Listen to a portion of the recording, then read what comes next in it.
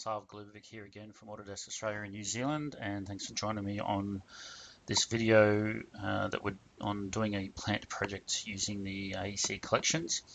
So far we've done our PNIDs, we've done some piping, equipment, some plant structure. We've had a look at importing that into advanced steel, and you can see here we have this area where we've got some equipment that will eventually sit inside here, and some reboilers and tanks and whatnot.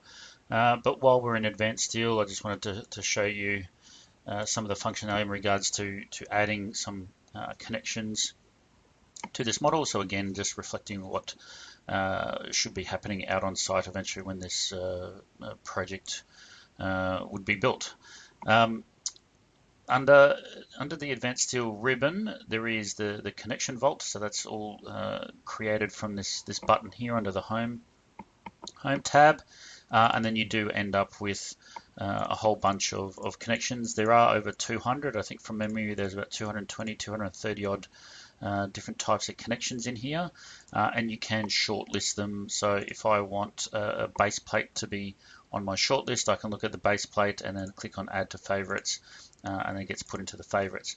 There's also this little arrow here that lets you look at the flyout that talks about what the selection order is, any profiles, and just a small description for some of the options. So again, if I do something like this middle gable column, it talks that we do one rafter, then the second rafter, then the column as the selection order, so that way you can see for yourself when you are adding these connections that you know which order to do them in. So on my shortlist, I already have shear plate, so I want to do a shear plate connection around this column here. So this is just one of the columns that's on the higher portion of the model here, so up on the second level. And I can just click on shear plate, and it gives me an option to pick the object. So I want to do the column and this secondary beam as the second item. So then what it'll do, it'll pull up a fairly generic kind of looking connection there. So we do have some of the properties in there. So it's just a fin plate. Give it a name, I guess, if you really want to. The library is the interesting part here, because you can save certain values in here to always appear again for certain members that get selected. So if you wanted to, you could have these located around the office, so then that way you could pick a type 1, type 2, type 3, and it would always recall all of those values. I won't necessarily go into that here. I can do now. If you want, make a comment in the comments below, and I'll respond in kind with a video outlining that. But for now, we can just click on import values, and it'll import the current values into this, depending on the standard you want. What I really want to look at is some of the options. Just so in the vertical bolts, it's got what the set at is. So the plate from the secondary, I like placing it in the middle just because it's something handy. And then I might, I like the idea of throwing 3 bolts in there as well. So again, I'm not for this video, I'm not really too fussed on sort of the look and the feel, but just to show you that we can go through and do a few options here. And again, we've got shop or site weld for some of those welds as well. We do have an automatic update button in here, so it will automatically update on the fly. But then, if I didn't want that, I could go through all the changes and click update now, then all of that will come through. Now, one of the things I really wanted to show in here was copying this connection around to other connections, so that way I don't have to keep redoing that command again. So under the tools button here of the advanced tool palette, and you can get that from this middle icon here, the advanced tool palette icon. So about halfway down, there's a button in the middle here called create by template multiple. So if I select that, and then it tells me what am I copying it to. So I'm copying it to this column, enter, and then the secondary columns, and enter. And then you can see that it's basically copied it around. So I didn't have to go through and fluff about with other dialog boxes for the connections.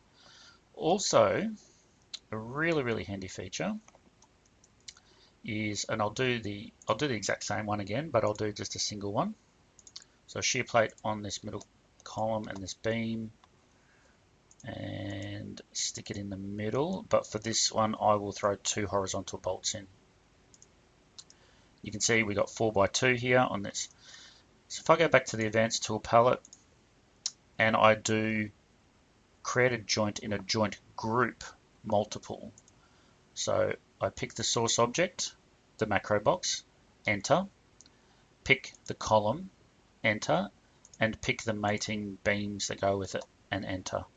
And now we've got exactly the same that we had before, but now if I double click on the macro box of the master connection and go into my horizontal bolts and throw the number 3 in there, then you can see the rest of the children copied, or were set to be 3 as well. So whatever I do to the parent, if I go back to horizontal and put 1 in there, then you'll see the children over here will change to 1 as well. So again, you can just go through and make those adjustments, and then all of the parent and child relationships stay.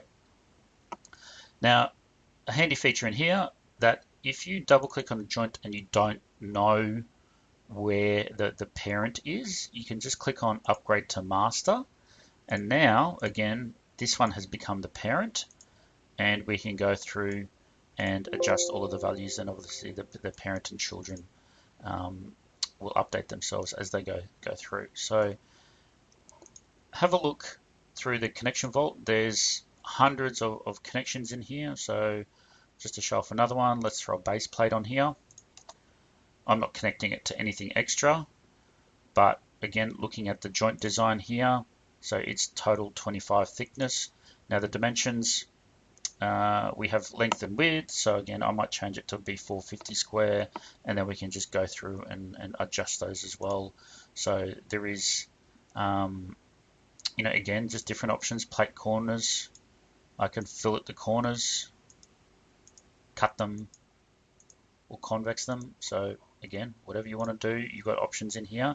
And similar to the other connections we had, we could copy them round, and then that way it means less work for us.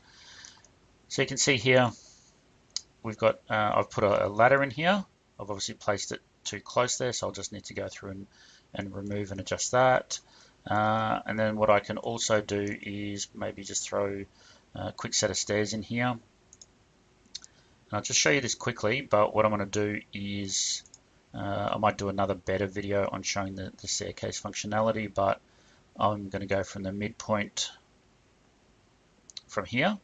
So the start and end point, so the default is, so let's go midpoint of this beam, and then let's do midpoint of this other beam up here. So middle, left or right, so middle is the default.